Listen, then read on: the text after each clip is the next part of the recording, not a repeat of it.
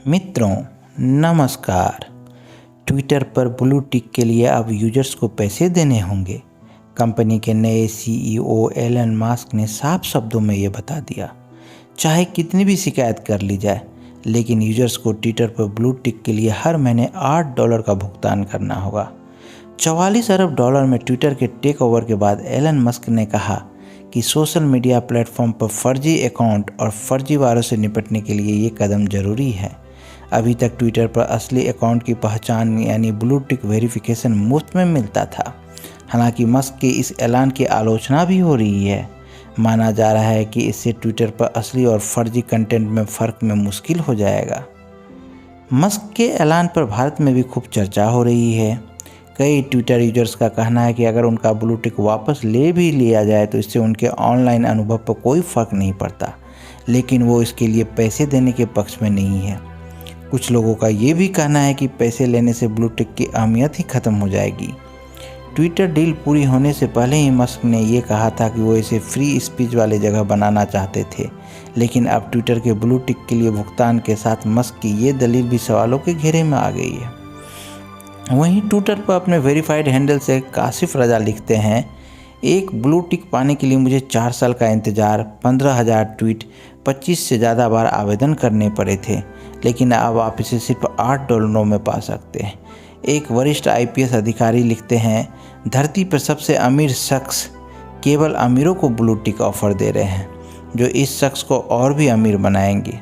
Musk की आमदनी और बढ़ेगी, लेकिन जनता को सशक्त करने के नाम पे हिपोक्रेसी। वहीं ब्रिटिश एक्टर जोसेफ मॉर्गन लिखते हैं, अगर आप वेरिफिकेशन के लिए पैसे लेंगे तो आप इसकी कीमत को कम कर देंगे। इसे ऐसे समझिए कि आप कोई भी मेरे नाम पे अकाउंट बनाकर और पैसे देके ब्लू टिक ले लेगा और फिर मेरे प्रशंसकों से पैसे की ठगी भी कर सकता है। क्या मैं सही समझ पा रहा हूँ? जोसेफ के इस ट्वीट पर 17 लाख से अधिक फॉलोअर्स। वहीं तृणमूल कांग्रेस के सांसद डेरेक ओब्रायन ने मजाकिया अंदाज में एलन मस्क के ट्वीट पर ही जवाब लिखा है कि वो अपना ब्लू टिक वापस ले लें और बदले में उन्हें हर महीने $4 दे दें।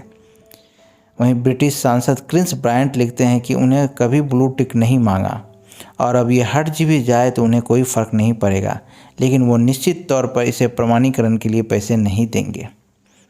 एक ट्विटर यूजर कस्तूरी शंकर ने लिखा है कि अगर एलन मस्क ब्लू टिक के लिए पैसे लेंगे तो फिर चिड़िया आज़ाद कैसे होगी।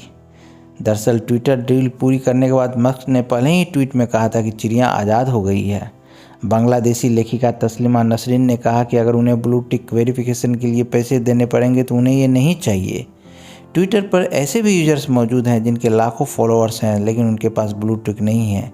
इनमें से एक हैं गब्बर सिंह नाम का पैरोडी अकाउंट। गब्बर सिंह के ट्विटर पर 1.4 मिलियन यानी 14 लाख फॉलोअर्स हैं। साल 2019 में इन्होंने ट्विटर से अपना ब्लू टिक हटाने की मांग की थी। इसके बाद से गब्बर बिना ब्लू टिक के ही अपना अकाउंट चला रहे हैं। ट्विटर के हालिया फैसले पर गब्बर सिंह ने तंज करते हुए लिखा है, ट्विटर का ब्लू टिक बेचना ऐसा है जिसे कोई company apply of the month award को बिक्री के लिए रख दे।